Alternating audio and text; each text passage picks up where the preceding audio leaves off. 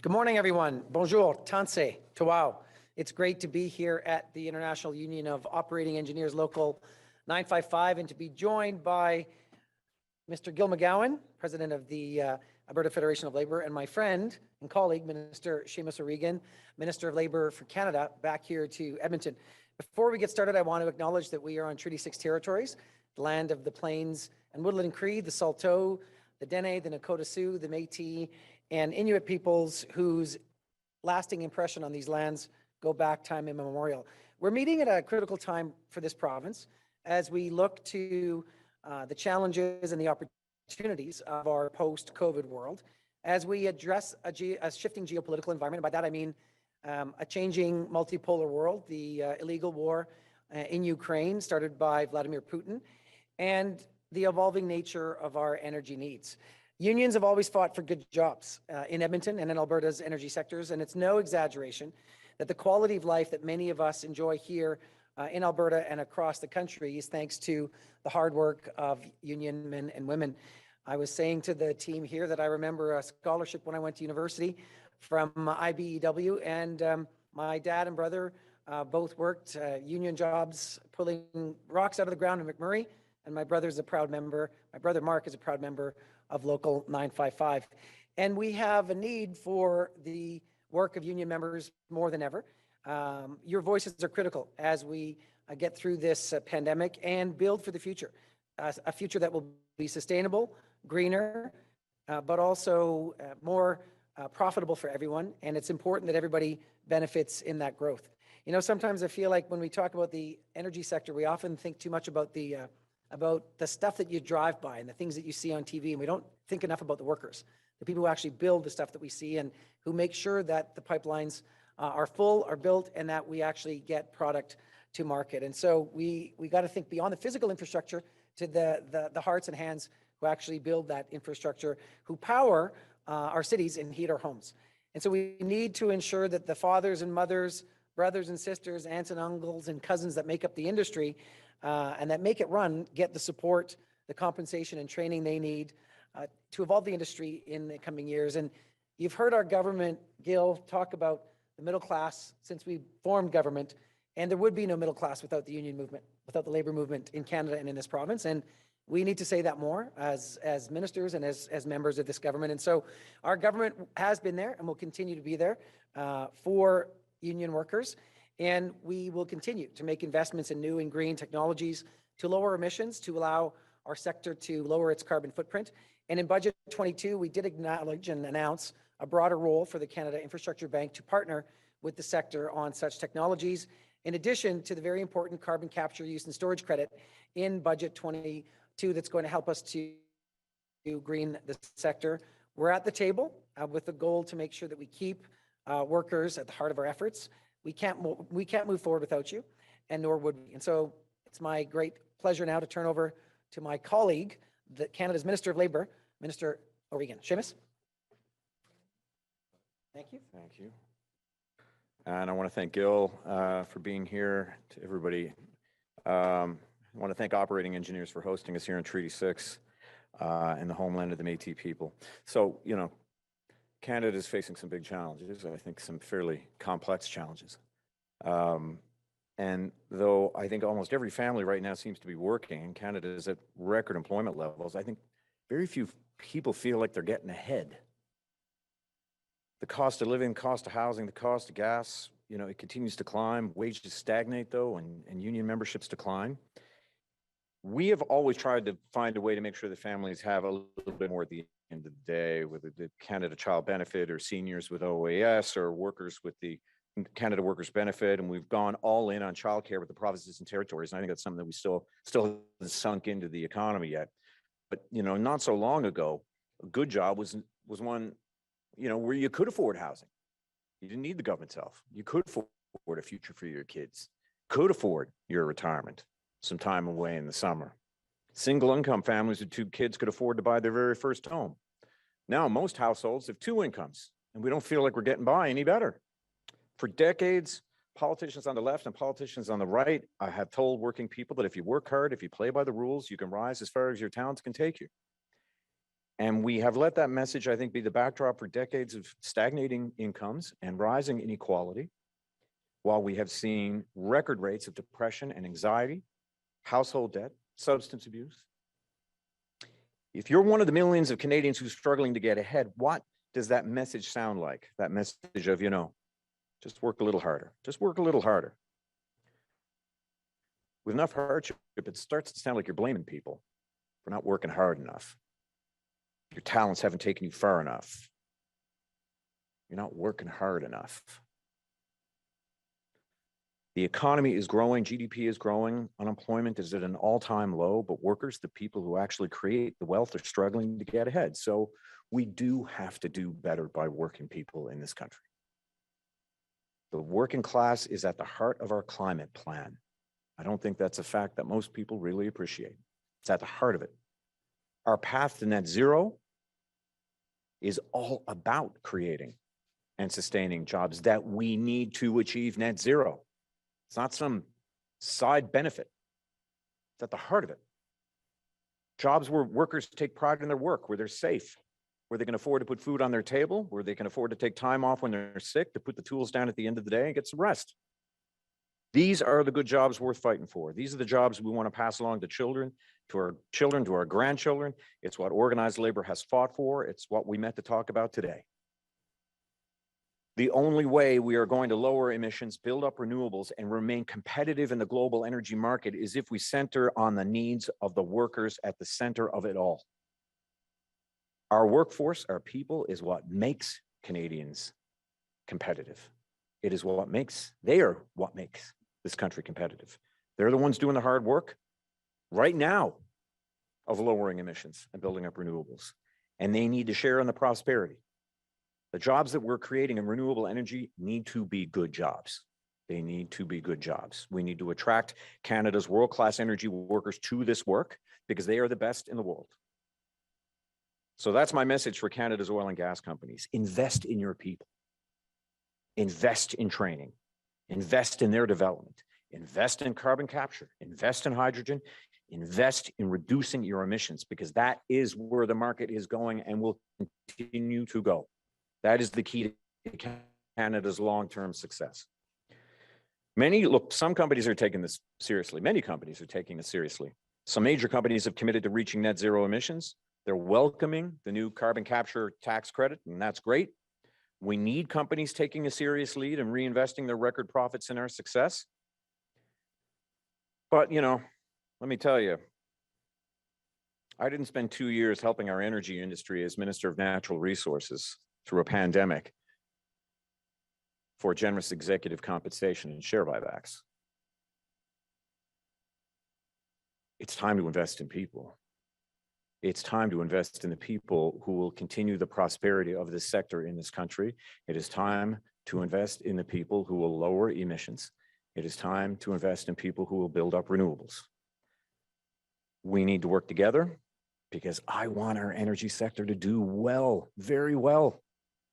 Government, industry, unions, we got to work together because we work within a very adversarial global market right now. Canada has to be able to compete, as we always have. We need to punch above our weight, as we always have. We are competing with the United States. We are competing with China. We are competing with Japan. We are competing with Germany. And the way we do that is by creating good jobs that attract good workers in an extraordinarily tight and competitive labor market. And that is what will make our businesses more competitive. By listening to what workers need to get the job done: fair wages, safe work, time to rest, respect, dignity. That is good business. That is good governance. That is good advocacy. When workers are heard, our economy is stronger. So thank you for listening. And now, Gil, over to you.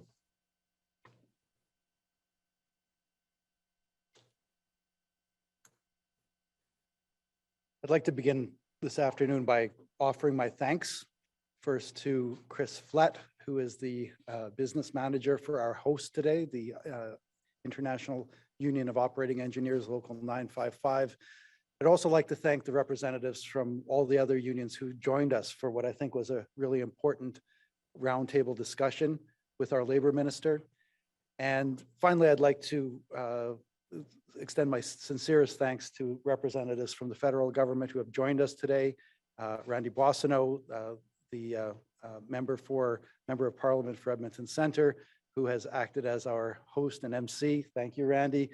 But especially to Minister O'Regan, our federal government's labor minister. I can't tell you how much it means to us as representatives of working people in this province to have a government and a minister who takes the time to actually listen. You know, oil has made Alberta the engine of the Canadian economy. It has also brought unprecedented prosperity and security to Albertans. The oil sands in particular has been our golden goose. It's one of the biggest and most impressive industrial and technological achievements, not just in Canadian history, but in the history of the world. And Alberta workers built it. Electricians, pipe fitters, boilermakers, iron workers, carpenters, scaffolders, truck drivers, and heavy equipment operators. Governments and corporations may have provided the capital, but Alberta workers provided the muscle and the labor. None of what has been built in this province, none of what has been accomplished by this province would have been possible without the strength, skill, determination, and work ethic of working Albertans.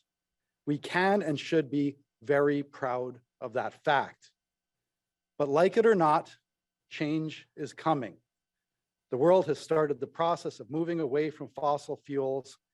We can't sugarcoat this fact. All the big automakers are switching to electric, which will have huge implications for oil demand. The costs of renewables are plummeting, giving fossil fuels a viable competitor for the first time ever. Heat waves, wildfires, and destructive storms are providing constant real-world reminders about the need for action on climate change. At the same time, global investors are getting leery about putting their money into projects that they worry might become stranded assets and are instead piling investments into low carbon alternatives and low carbon infrastructure. And governments are signing ambitious international agreements to accelerate emission reductions. We live in the world as it is, not how it was, or as some people wish it would be. And the world that we live in is changing and changing fast. Now, a few weeks ago, I attended a conference where some of the world's biggest investment gurus were speaking. They said that the unfolding energy transition will be one of the biggest global economic paradigm shifts since the Industrial Revolution, and that it will take place in a fraction of the time. That means that we, as citizens of a major oil and gas producing jurisdiction, need to pivot and adapt. If we don't, we won't run the risk of being left behind. To deal with this profound economic paradigm shift, Alberta labor leaders like Chris Flett and the other leaders who have joined us today, we've been telling government leaders like Minister O'Regan and our minister, Randy Boissonnault, that we need more than just a few press releases, with due respect, and a few training programs. We need a plan for economic transformation and the money and the political will to back it up. That doesn't mean shutting down our oil and gas sector, but it does mean helping them pivot, decarbonize so that they can remain competitive and viable for as long as possible. It also means diversifying beyond oil and gas. Specifically, we know that the low emission economy will remain a pipe dream until it has the proper infrastructure in place, trillions and trillions of dollars worth of infrastructure. Global investors understand this and they want to invest in this new world, and we as workers want to build it. So that's what labor leaders, like those of us who have joined this meeting today, are telling political leaders like Minister O'Regan. Don't pander to us by saying that change isn't coming or that we have decades to figure it out. And don't give us promises of training alone. Give us a plan, give us projects, give us jobs, and we will do the rest. At some level, all Albertans are feeling the uncertainty associated with the unfolding energy transition.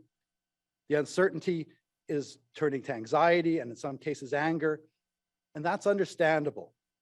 But the first step to mastering that anxiety and that anger and turning it into constructive action is to name it. So here it is. We are at a crossroads. We face decisions that will set the course for our province for decades, perhaps generations to come. We don't have the luxury of doing nothing or merely tinkering around the edges and hoping for the best. That's a recipe for being left behind. We need to come together to face the threats associated with the unfolding energy transition and collectively turn them into opportunities. Now, how do we do this? Well, we can start by remembering that we've been here before. Back in the 1970s, it became clear that we were running out of conventional oil. We needed something else to act as the engine of our economy. That's when former Premier Peter Lougheed stepped up to the plate. His solution was natural gas, petrochemicals, and perhaps most importantly, the oil sands. But at the time, and people need to remember this, corporate investors, including big oil companies, weren't particularly interested. The status quo had been good to them, and they had become complacent. This is why incumbents rarely lead change and often are left behind when it comes. Lougheed understood this. He also understood that no country or region has successfully retooled its economy by simply letting the market decide. America after the Great Depression, Western Europe after the Second World War, Japan and South Korea in the 60s and 70s, even Canada in its post-World War industrialization. All of these places became economic powerhouses because of public vision, public policy, and public intervention, not in spite of it. That was also the approach taken right here in Alberta by Peter Lougheed. He created a public body to fund technological innovation. He created crown corporations to build infrastructure to support his vision for a diversified energy sector and to take the lead in building new projects. He didn't give industry blank checks. Instead, he took majority ownership positions in projects on behalf of Albertans. He initiated the projects and offered opportunities for industry to come along for the ride instead of the other way around. He also reminded Albertans that the province belongs to Albertans, and he urged us to think like owners. Finally, he wasn't afraid to regulate because he understood that what was good for corporations wasn't necessarily good for Albertans. For example, he introduced a rule requiring that gas companies had to strip off natural gas liquids before exporting them and make them available for in-province upgrading. That one decision, a regulation that was opposed by oil companies at that time, laid the foundation for the multi-billion-dollar petrochemical industry that we're still enjoying in Alberta today.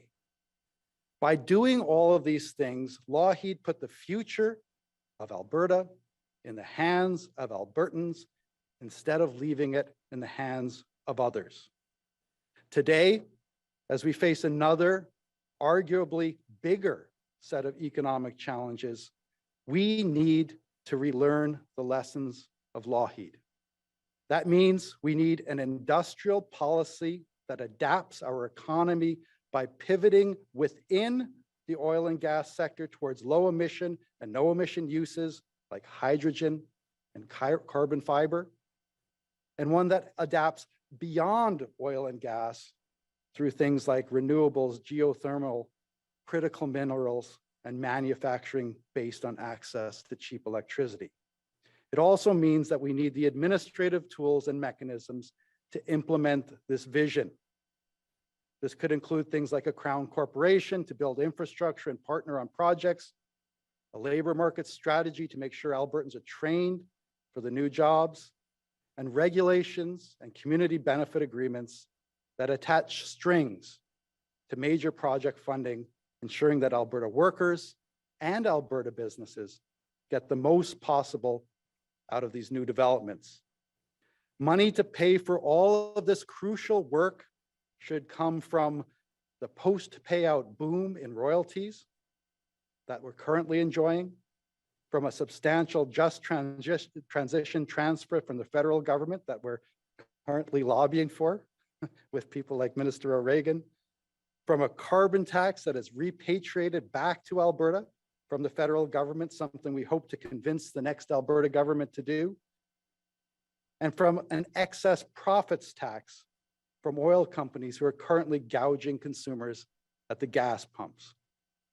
Our goal needs to be a future-proof Alberta, a future-proof economy by moving where the jobs will be, not where they were, by having government, business, and labor work together towards the shared public goal of transforming our economy. We can seize this opportunity to secure our future. These are the things that we're discussing with Minister O'Regan and the federal government. These are the things we want to discuss with the next provincial government here in Alberta. It's a work in progress, but for the sake of all Alberta workers, it's work that can and must succeed. Thank you.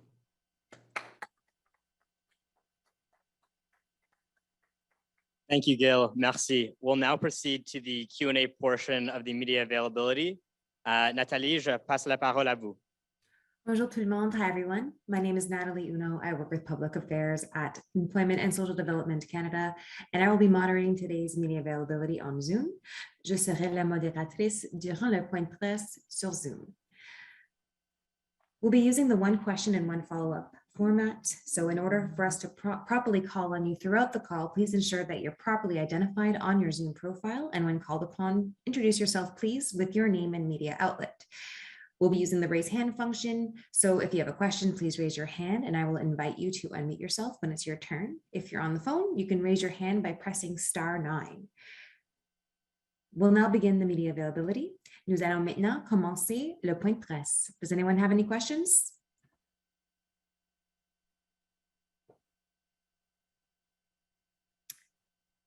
Okay, going once. Okay, I see a phone number. Would you please identify yourself with your name and media outlet, please?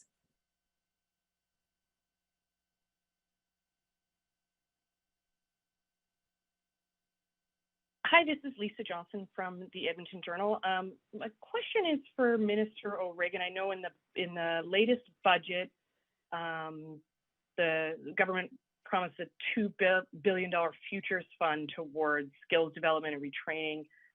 But as far as I understand, you're still in consultations on this just transition plan. What is the timeline on this? When are you actually hoping to release that plan? We're hoping, I think the last time I answered that question for you was soon, very soon. And I think, that answer probably hasn't changed. I mean, the consultations just ended, so we'll take some time to process it. And I think, we'll be coming back with something soon, very soon. I don't mean to be vague about it. I just don't like to preclude, I think, the hard work that has to happen ahead of us. I think the most important thing that I keep repeating to rooms like this one is that there's not going to be any surprises here. That the government is now here conjuring up some massive master plan called Just Transition, and then going to present it to workers. We're going to work hard with the unions, particularly here in Alberta, but also in Saskatchewan and in my home province, Newfoundland and Labrador, to make sure that we get it right. This is something that, we're all going to work on together, and there's not going to be any surprises. The secret rooms where this will take place they're not so secret. They'll be in halls like this one, like the ones I'm standing in. And we will keep this up. I mean, the only disagreement I would have with Gil is that I'm not going to be giving him any plan. That plan is going to be developed by all of us together.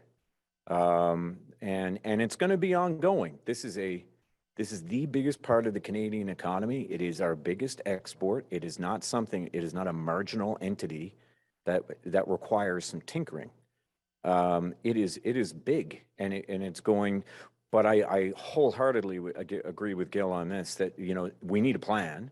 That plan is going to be sweeping and doesn't just involve, you know, what we refer to as just transition, which is about workers, but it's also about energy transition, and they are absolutely interlinked. And that is you know, that is how Minister Wilkinson sees it. It's how our government sees it, and you know, that is how we'll proceed. There will be some challenges. There will be some training. There will be massive opportunities. And there's going to have to be significant investments. There's going to be some investment from the federal government, and I would hope some investments from provincial governments, but I also think that the big investments are going to come corporately. And I think that they have to, and I think it's in their best interests. And I would just add too, we are in a significant labor shortage. We need to make sure that we retain workers. That was our big, you know, when COVID hit and an oil price war at the same time, our biggest concern was retaining workers in the industry and not losing them. And that was something that, you know, Sonia Savage in Alberta and Bron Winier and Andrew Parsons, Bron Winier in Saskatchewan, Andrew Parsons in Newfoundland and Labrador, as energy ministers, we all agreed we had to hold on to workers. That's how we came up with the Orphan and an Active Well program. Wasn't perfect, but I want to, you know, really emphasize it, that our priority coming out of COVID, or in the throes of it, and an oil price war at the same time, were workers. They were our most valuable commodity. We couldn't lose them. And we spent billions on that as a result. Lisa, I'm going to put on my Alberta minister hat, but also Associate Minister of Finance hat. What Seamus was referring to there, put $1 billion into Alberta coffers to get orphan wells cleaned up. And the Indigenous Resource Council did exceptional work and want to continue the work. On the words you used, just transition, I hope it's the last time I say them. And because Minister O'Regan's done a great job of talking about sustainable jobs, but if we think that $2 billion is going to get us to where we need to get to, then we've got to have a reset of expectations. It's not. And if you take a look at budget 22, and you take a look at how the Canada Infrastructure Bank scope has been increased, you take a look at the Canada Growth Fund, which is $15 billion, which is going to crowd in $3 to $4 for each one of those dollars. We've got to invest in this evolution of energy, literally $100 to $125 billion per year up until 2050 to get the scope of the change done properly. That includes greening the electricity grid. And here in Alberta, props to the sector, because we're 2 years ahead of the greening targets, in part because of our money from Prairie's Can. But why? Because of workers and this electricity system that's actually going ahead of target. And so this is a whole of government issue. We're the 4th largest producer of this resource in the world. We take this very seriously. And the world changed on February 24th, 2020, when Russia invaded Ukraine. We are now in an energy security, a hypersensitive environment. And Alberta and Canada has a role to play, and we're playing that role. And workers will help us to play that role and to do what we have to do to defend democracies and to stick up with our allies around the world. So this is just the beginning of the energy evolution.